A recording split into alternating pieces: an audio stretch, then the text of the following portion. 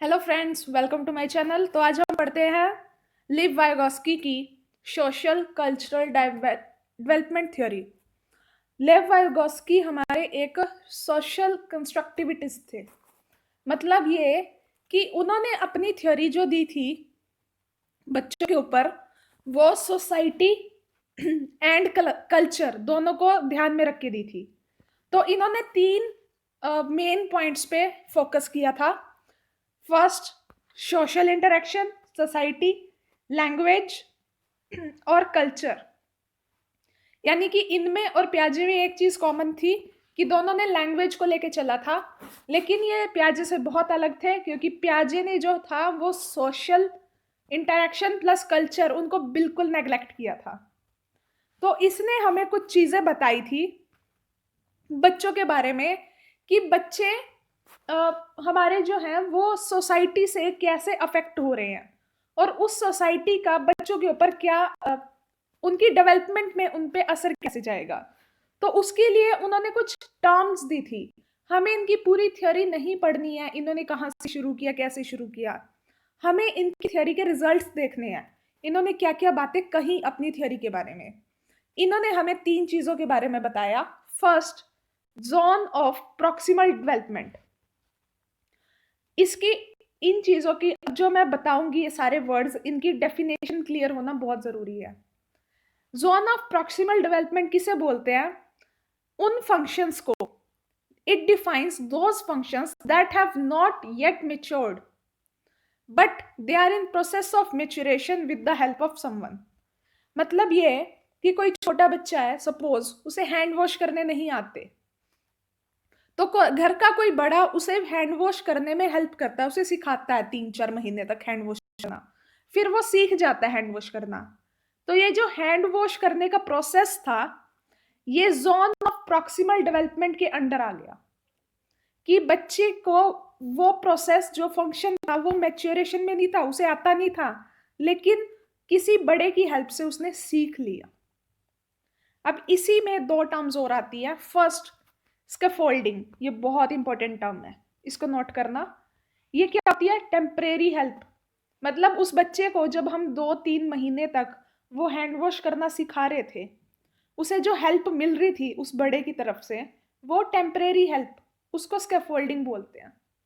उसे temporary help क्यों बोला? क्योंकि वो 2 या 3 महीने ही मिली हेल्प, उसके बाद बच्चे ने खुद सीख लिया वो काम, अब वो खुद से कर रहा है, अब उसे हेल्प की जरूरत नहीं है। ठीक है? तो it is the interaction between a child and adult who helps the child to finish a task. ठीक है? और लास्ट में आता है हमारा एमकेओ। ये भी इंपॉर्टेंट है। एमकेओ होता है मोर नॉलेजेबल पर्सन या अदर। इसकी कभी कभी फुल फॉर्म ही पूछ लेते हैं क्या होती है। अब जो वो बड़ा था, उस बच्चे की हेल्प कर रहा है स्कैफोल्डिंग में, उस बड़े का हमने नाम दिया है एमकेओ। जो वो पर्सन है उसका नाम दिया है मोर नॉलेजेबल अदर। मतलब उसे उस बच्चे से ज्यादा पता है। वो बड़ा कोई भी हो सकता है, उसके ब्रदर, उसके सिस्टर, या फिर उसकी मम्मी, उसके पापा, चाचा, दादी, कोई भी। नाउ आपको इसमें डायरेक्ट क्वेश्चंस नहीं पूछते, इसमें क्वेश्चंस जैसे पूछा जाएगा सिचुएशन के अंडर, कि किसी बच्चे की कोई खाना खाने में हेल्प कर रहा है, तो वो बड़ा जो है वाइगोस्की के अकॉर्डिंग क्या है?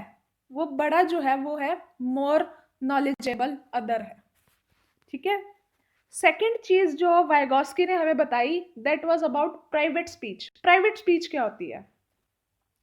प्राइवेट स्पीच का मतलब साफ ही पता चल रहा है, ऐसी स्पीच जहां पर हम खुद से बात कर रहे हैं, जो सिर्फ हम तक है। और एक और चीज बताऊं, किसी क्वेश्चन में अगर स्पीच वर्ड आ जाए ना, तो समझ जाना वो वाइगोस्की का क्वेश्चन है। स्पीच और किसी ने यूज ही नहीं की, स्पीच सिर्फ वाइगोस्की ने यूज की थी। तो प्राइवेट स्पीच भी दो तरह की होती है। एक, जब छोटा बच्चा होता है, कोई काम करने के लिए जोर जोर से बोलता है, नहीं हो जाएगा ये काम जरूरी है करना, लाइक वो अपने आप को मोटिवेट कर रहा है उस प्राइवेट स्पीच से, जोर जोर से बोल के कि हो जाएगा, जोर लगा के करो ये काम। लाइक हम उसे बोले ना, और तेज भागो और तेज भागो, तो वो खुद को भी मोटिवेट करता है, हाँ और तेज भागना, और तेज भागना है, इस तरह। लेकिन वो धीरे धीरे वो स्पीच हम अंदर से बोलते हैं, हम खुद के लिए, नहीं यू कैन डू दिस। मतलब इस तरह की लाइन हम खुद को मोटिवेट करने के लिए बोलते हैं। वो प्राइवेट स्पीच पहले एक्सटर्नली आती थी, अब इंटरनल आती है। तो इसको बोलते हैं प्राइवेट स्पीच, जो हम खुद को मोटिवेट करने के लिए यूज करते हैं। तो प्राइवेट स्पीच का काफी अच्छा कॉन्सेप्ट दिया है वाइगोस्की ने।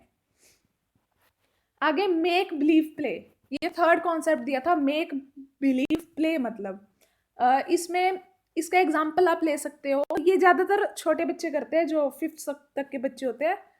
जो बच्चे वो खेलते हैं घर घर खेलना, या फिर आज मैं टीचर बनती हूँ, मैं आज तुम्हें पढ़ाऊंगी, या आज मैं मम्मी का रोल करूंगी, या मैं पापा का रोल करूंगा। जो बच्चे इस तरह के काम करते हैं, इसे बोलते हैं मेक बिलीव प्ले। कि बच्चे किसी बड़े के रोल में खुद को ढाल के उस चीज को प्ले कर रहे हैं। वो खुद को समझ रहे हैं कि आज मैं टीचर बनी हूं, तो आज मैं टीचर की तरह एक्ट करूंगी। अब एक छोटे 5-6 साल के बच्चे को क्या पता कि टीचर क्या होता है। उसके लिए तो टीचर वही है ना जो उसने सामने देखा होगा अपने टीचर को। अगर उसकी टीचर सपोज सूट पहनती है ना, तो वो भी सूट पहन के ही वो एक्टिंग करेगी दुपट्टा लेके। अगर उसकी टीचर साड़ी पहनती है ना, तो उसके अकॉर्डिंग दिमाग में यही होगा कि टीचर सिर्फ साड़ी पहनती है। या उसकी टीचर ने जीन्स पहनी होगी तो वो जीन्स पहन के एक्ट करेगी। मतलब वो उनको एग्जैक्ट कॉपी करने की कोशिश करेंगे। तो इसमें वो क्या होगा, जैसे वो बोलती है, अगर वो हाथ में स्टिक रखती है, वो अपने बाल बांधते हैं, या वो नोटबुक हाथ में लेके पढ़ाते हैं, चौक से पढ़ाते हैं, किस चीज से पढ़ाते हैं, वो माइनर से मेजर हर डिटेल को कॉपी करेगा बच्चा। सो इस तरह से सोसाइटी में वो जितने लोगों को देखेगा बच्चा, उतने लोग उसके क्या होंगे, उनसे वो प्रेशराइज करेगा अपने दिमाग को, और उनसे सीखेगा। एक्सटर्नल प्रेशर पड़ता उस पर, ऐसा वाइगोस्की कहते हैं। कुछ टर्म्स हैं जो इससे रिलेटेड हैं, पर इसकी डिटेल में जाने की बजाय इन टर्म्स को बस समझ लो कि इन टर्म्स का एक्चुअल मतलब क्या होता है। कोलैबोरेटिव प्रोजेक्ट्स, ऐसे प्रोजेक्ट्स जो ग्रुप में किए जाते हैं, सब बच्चे आपस में एक जैसे होते हैं।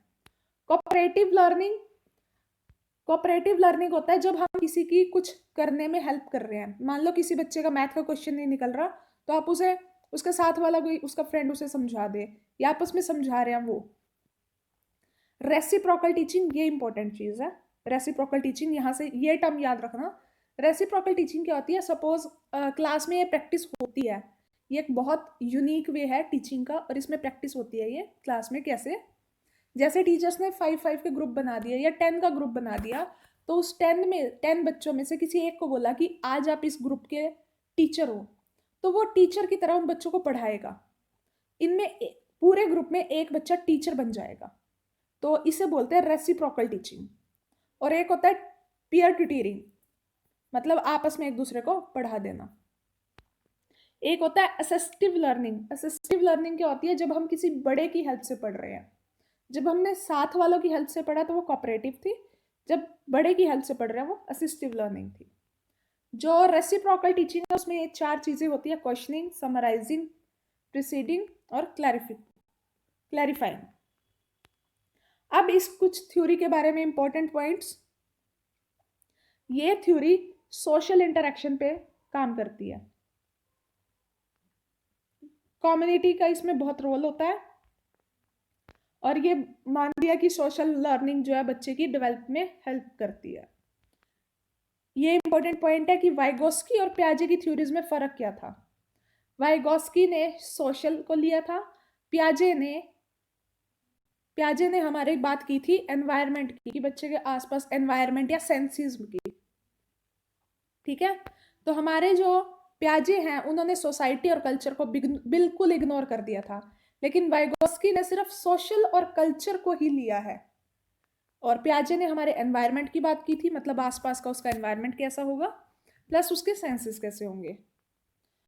उसके बाद वाइगोस्की ने लैंग्वेज का रोल बहुत ज़्यादा दिया है, जबकि पियाजे ने लैंग्वेज के बारे में कुछ इतना ज़्यादा नहीं बोला था। दूसरा, वाइगोस्की कहता है कि इसमें अडल्ट्स का बहुत बड़ा रोल होता है, क्योंकि मैंने 3 चीज़ें बताई, प्राइवेट स्पीच और मेक बिलीव प्ले, ये सब चीज़ें बच्चों ने बड़ों से सीखी है, तो इनका बड़ों का बहुत रोल है इसमें वाइगोस्की के अकॉर्डिंग। ये आप पढ़ सकते हो अगर आपको पढ़ना है, मोर नॉलेजेबल अदर के बारे में थोड़ा और बातें। उसके बाद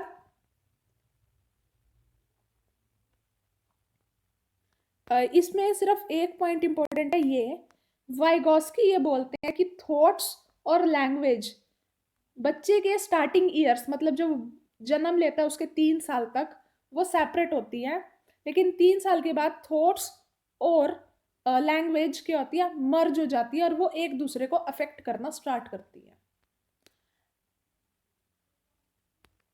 next, type of speech. Vygotsky ने 3 टाइप की स्पीच बताई थी हमें, social speech, private speech and silent inner speech. Social speech क्या होती है, ऐसी स्पीच जो हम दूसरों से इंटरेक्शन के टाइम यूज कर रहे हैं लैंग्वेज, वो। प्राइवेट स्पीच हमने बात की, वो स्पीच जो हम अंदर से खुद के लिए बोल रहे हैं।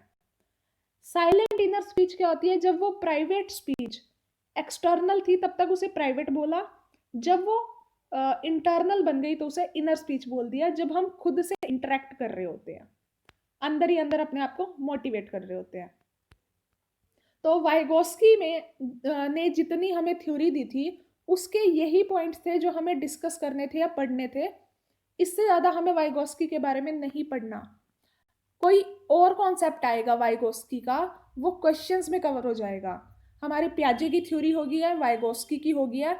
Now it's time to for the theory of Kohlberg. हम कोलबर्ग की पढ़ेंगे इसके बाद, और तीनों की थ्योरीज के मेरे पास 30-35 क्वेश्चंस हैं, वो नेक्स्ट कोहलबर्ग की थ्योरी के बाद वीडियो में मैं करवा दूंगी सारे, और उन क्वेश्चन से आपको तीनों थ्योरीज क्लियर हो जाएंगे बिल्कुल साफ।